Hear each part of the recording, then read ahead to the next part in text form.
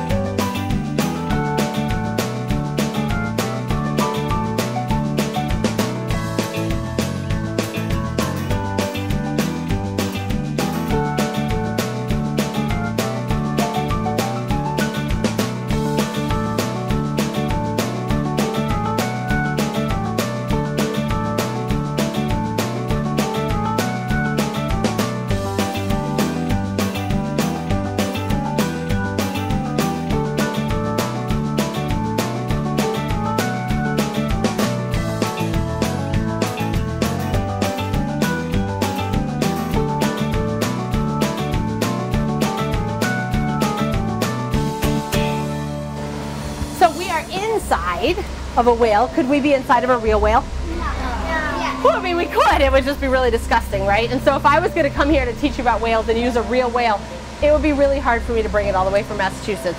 It also would be really disgusting.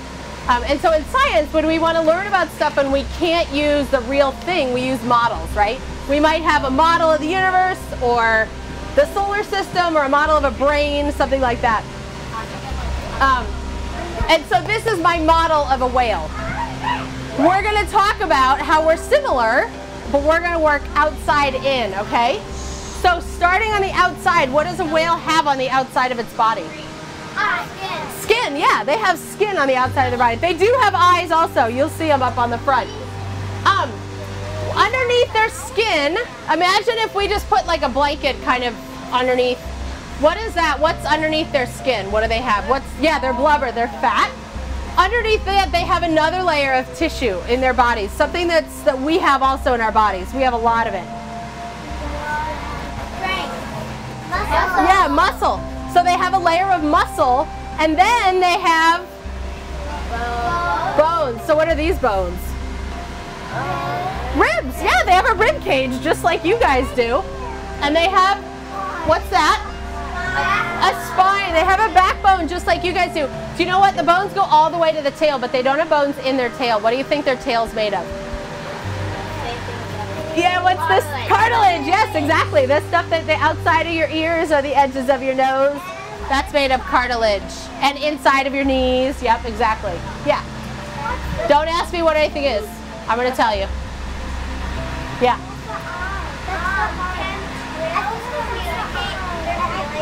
Can whales communicate their feelings? Did you guys must have all talked about that? Did you? I'll let you talk about it in 1 second, okay? All right, so boys and girls, inside of your ribs, you have a couple things that are super important to your body. What's one of them? Your heart. So here's a whale heart.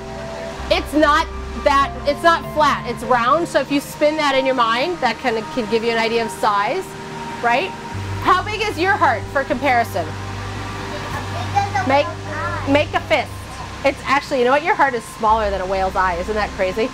A whale's eye is even bigger than the fist. Some whales.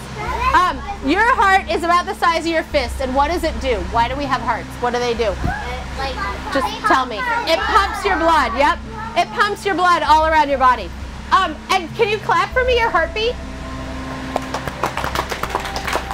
Yeah. Okay. That's actually even, it could even be a little faster. Like if you guys are at recess, your heartbeat's going to be faster, right? Yeah. Okay. Awesome. So a whale's heart does the same thing your heart does. It pumps blood all around the body. That heart weighs probably 300 pounds, which is crazy. It's like 4 or 5 of you. Do you think that their heart beats faster or slower than yours? Faster. All right, let's clap it together, okay? Only clap when I clap. Hang on. 1, 2, 3.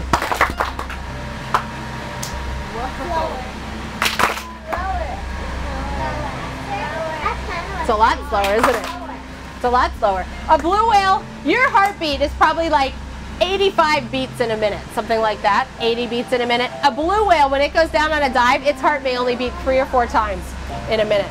So it's a whole lot slower than ours. The bigger an animal gets, the slower its heart beats. Okay, also inside of the rib cage, there's something else that's really important. What's that? Lungs. Lungs, yeah. So whales have lungs because they're breathing air, okay? They breathe through what? Blowhole, yeah. Up here at the top is their blowhole. When the air comes in, it comes into their lungs. So here's one lung, here's another lung. They're huge. They're like the size of my sleeping bags. Like a couple of you could fit inside of whale lungs. I'll tell you. When the whales are swimming underwater, they're swimming under the water, and they have to think, I have to go to the surface to take a breath. You guys don't have to think about breathing, but whales do. They have to think, I have to go to the surface to take a breath. So they breathe out and they breathe in. They do that 4 or 5 times, and then they go on their dive. And the humpbacks, where we are, only hold their breath for like 5 or 10 minutes. It's not a long time. But there are some animals that dive a lot longer than that, like a beaked whale and a sperm whale. They can dive, the record is 2 hours and 18 minutes.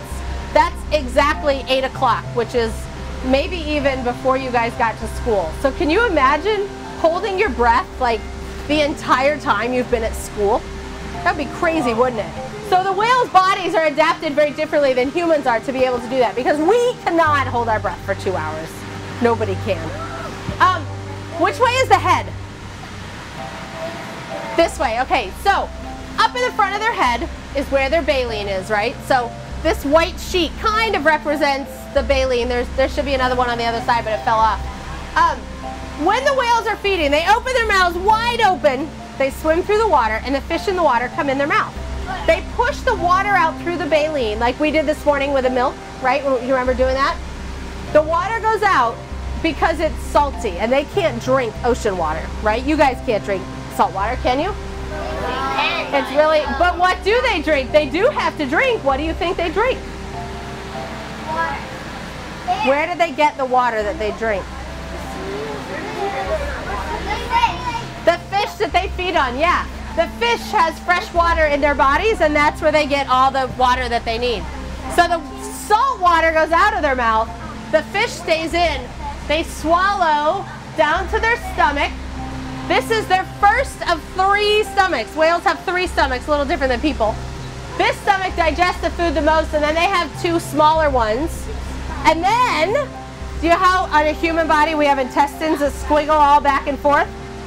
In a whale, they have them too, and if you stretch those out, it would be about 300 feet long, or as long as a football field.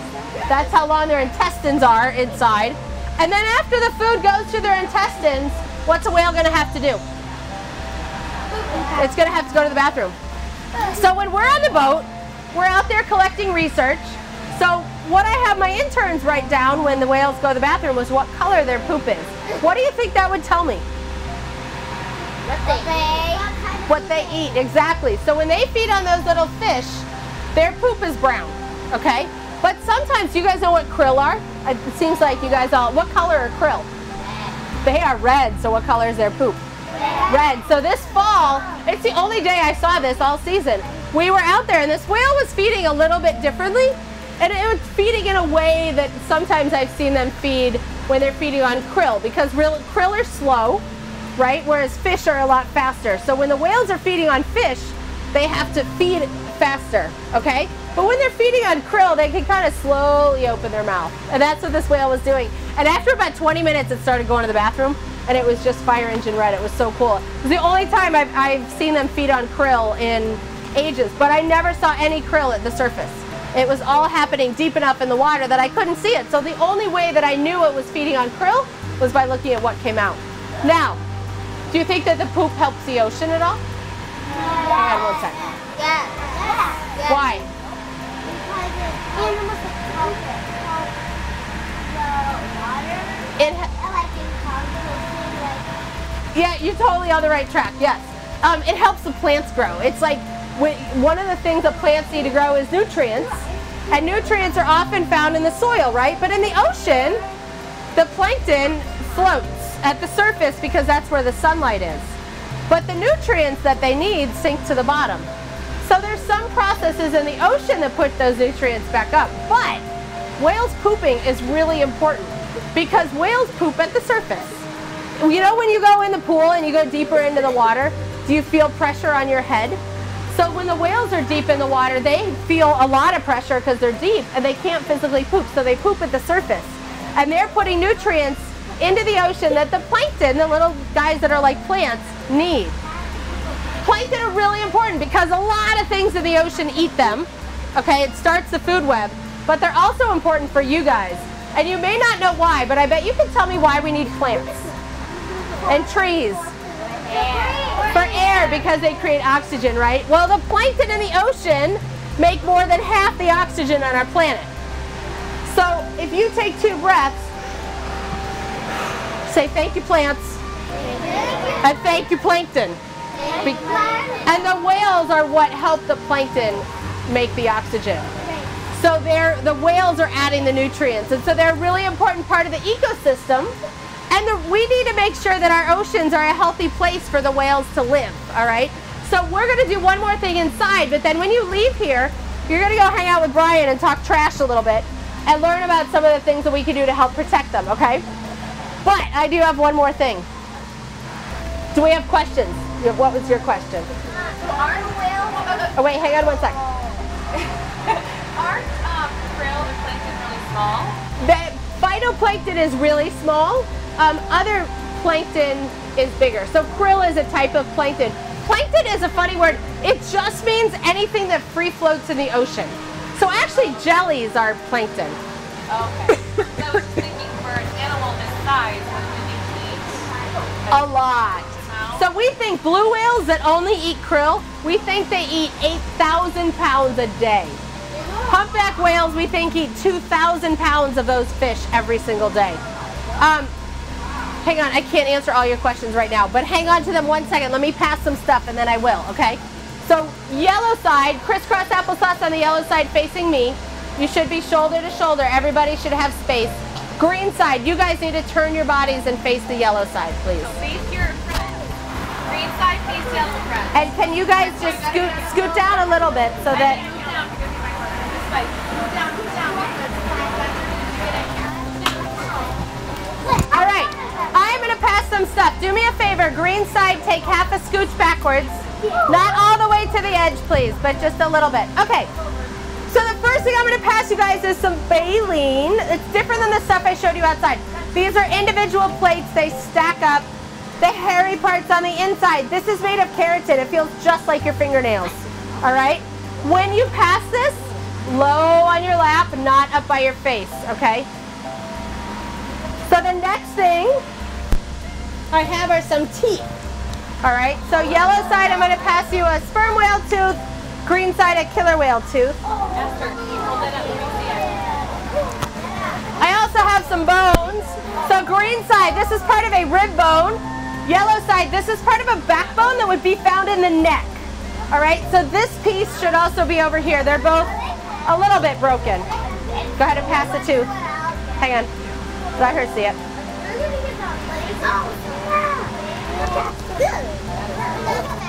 And then the last thing I have, you guys, so all of these things are real. These are not real. These are just pretend. These are the little fish that the whales feed on. These are the size of the fish that this big, huge whale eats. All right? Here, go, my dear. Sorry.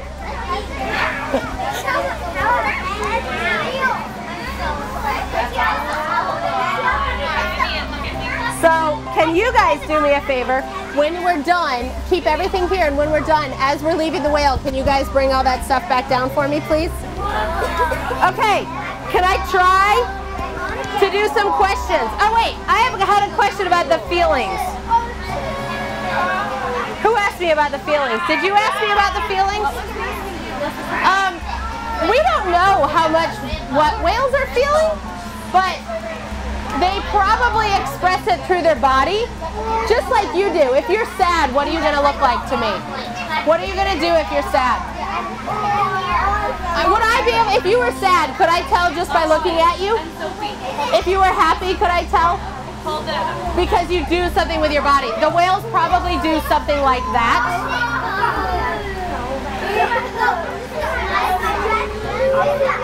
Just keep it right there, and when we're done, bring it down. On your lap, guys, on your lap.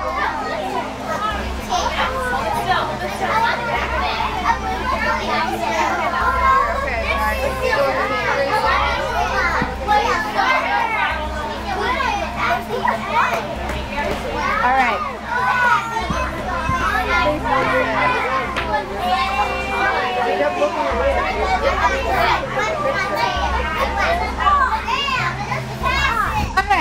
Let's do this, boys and girls.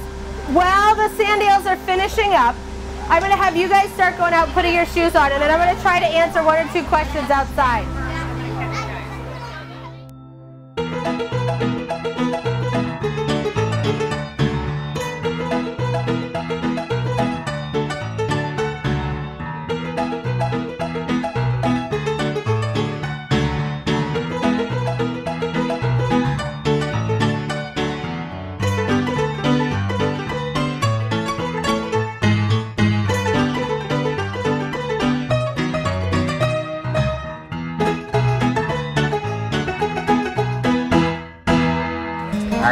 So what I'm going to talk to you guys a little bit about is about garbage. Garbage and garbage in the ocean, and what we can do to help the animals even all the way from Rochester. So does anyone know about the word decompose? Does anyone know what it means? Yeah. Yep, breaks down over time. So a lot of garbage that we have, when it's floating in the ocean, it decomposes over time. And we're all in Rochester right now, so there's no ocean nearby, but we do have a lot of rivers and a lot of streams, and we do have a big lake, and they all connect to the ocean. So you could have a plastic water bottle that ends up in the Genesee River floating all the way from Lake Ontario to the Atlantic Ocean. Now, the reason we're concerned about that is that sometimes that plastic ends up, or garbage ends up, inside of the whales or other types of animals. Yeah. Sometimes they think garbage is food, and so they eat it, and it makes them sick, and sometimes they die from doing that too. So what I have here is a map of all the rivers and streams in America. And we are located right there. Where's the sperm whale? Out in the ocean, all around here on this side. So we may not feel that close, but we are pretty close to the ocean right now. So I told you guys about the word decompose. Another word is biodegrade, where something breaks down over time from nature. I have a picture here of pieces of plastic that we found from the whale watch floating around in the ocean.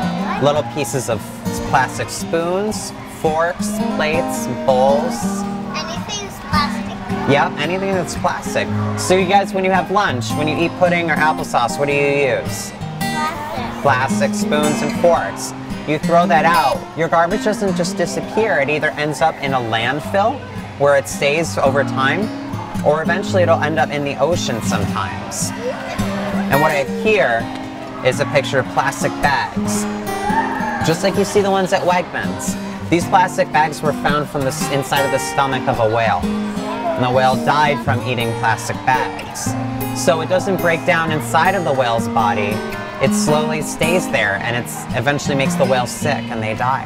So guys, gonna play a game with you guys. You guys wanna play a game? Yeah. All right. Yeah.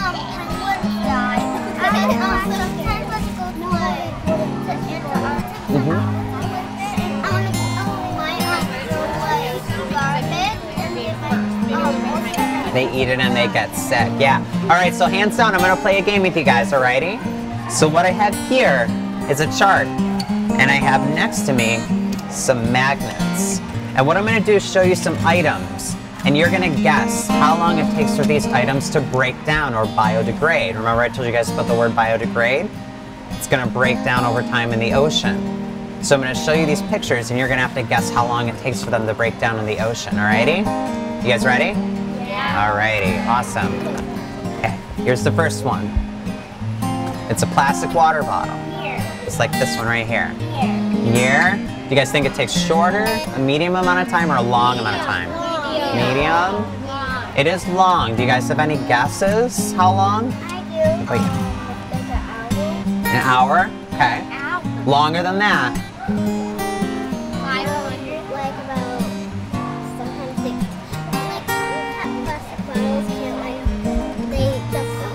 They take a long time. Yeah. And then they break down into the soil and then they Yep. Okay, I'll take one more guess. Yes. probably 8 8 days? days. Much longer. A plastic bottle takes 450 years to break down. Just one.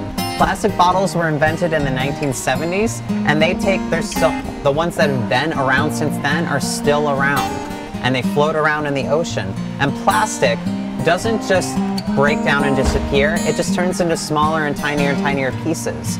So sometimes fish, small fish, eat those tiny pieces thinking that they're food, and then the larger fish eat the smaller fish, and that plastic's still inside those fish. And then when a whale eats that fish, the plastic's still in the whale now.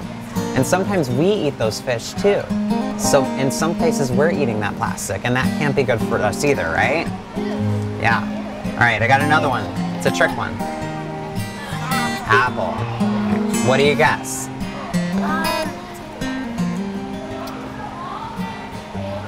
In time.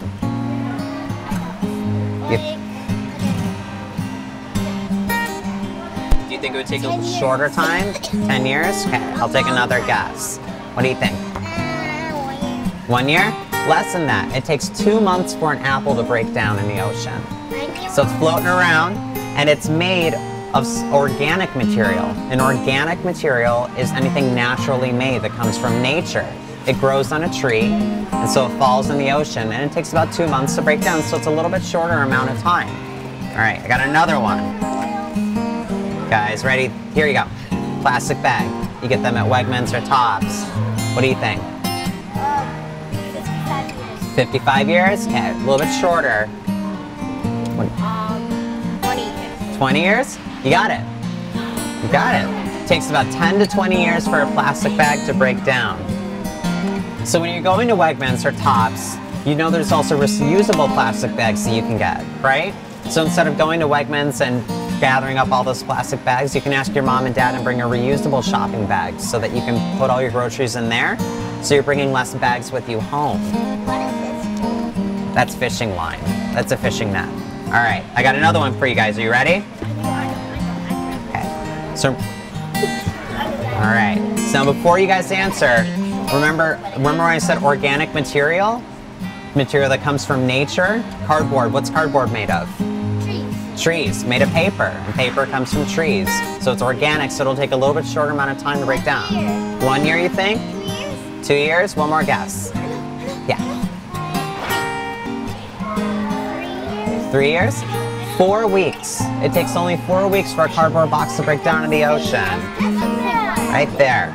All right, I'm gonna do one more for you guys, okay? You ready? What is it? Styrofoam cups. Styrofoam cups. What do you guys think? I'll get you right there. 3 years. 3 years? 9 years? 500 years. 500 years? One more guess. What do you think? 7 years. 7 years? Never. Styrofoam cups and styrofoam never break down. They are always going to be around forever. Ever since they've been invented, styrofoam will be there forever. It'll only just get smaller and smaller, like I said plastic does. So when we're using it and we're throwing it out, it's never going to go away.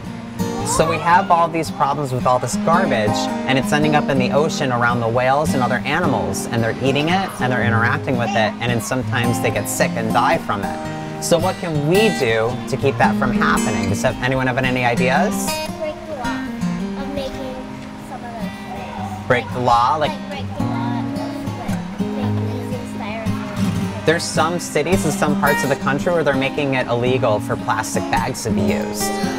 Yeah.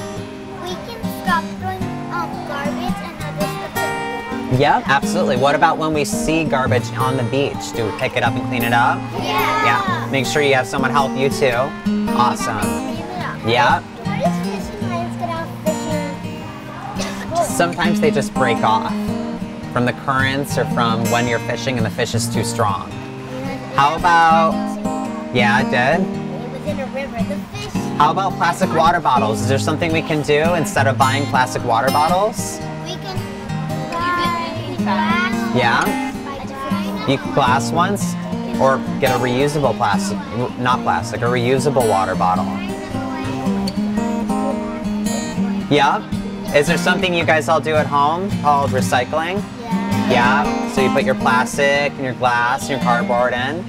There's another really cool thing you can do called upcycling, and that's when you take items and you turn them into something that can be reused and used differently. And I have an example of that. I have here a purse made entirely out of plastic bags.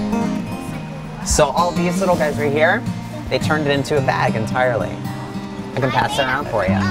This could be like a little purse. It could. What baby nut? It could be baby nut. You guys were awesome. Thank you so much. Appreciate it. Mr. Brian. Thank you. Thank you guys. You were really great. So I just want to thank the Brighton school system for having me here today, because it's such a privilege to be able to come in to schools that are not on the coastline and share my passion for the whales, also my passion for growing up in a landlocked state and going and doing something you know, that's not what most people do. I think that's part of my story as well. So I really appreciate you giving me the opportunity to share that with the students out here, and also thanks to David Beck for making the whole thing happen. I appreciate it.